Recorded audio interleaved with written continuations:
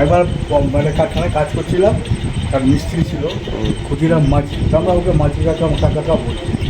ও আমার খাওয়া গল্প শুনে, এই গল্পটা শুনে ওগুলো দাঁড়া শোন তোকে আমি দেখাচ্ছি, খেতে পারিস না দেখ কেমন খেতে পারিস বলে রবিবার দিন কেউ বলে দিল সকালবেলায় যা যাত্রীরা খাওয়ার অনুষ্ঠান হবে ওই খরচ ওই দেবে। আর যদি শম্ভু আমাকে হারিয়ে দিতে পারে তবে আমার পয়সা, আর যদি না হতে পারে শম্ভুকে সব পথে দিতে হবে। ঠিক আছে চ্যালেঞ্জ চ্যালেঞ্জ।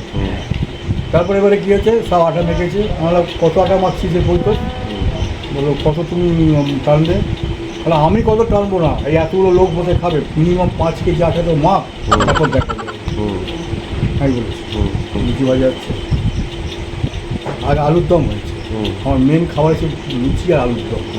আমি বলি আলুর দমটা কিন্তু বানাতে হবে বিনা তেল ইয়ে জলে, একদম কষা আলুর দম যাকে বলে, আমরা বলি একটু এটা টমেটো থাকবে, মানে কাশ্মীরি আলুর দম যাকে বানিয়েছি।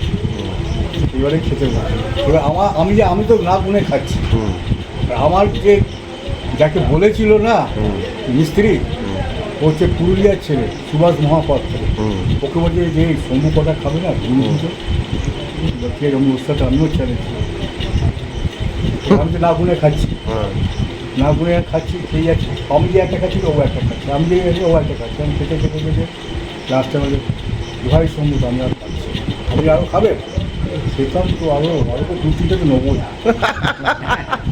হ্যাঁ মাঝিরা বলছে কি শম্ভু তুই সত্যি খেতে পারিস, আমি তোর কাছে ভালো না, পারলেন তো।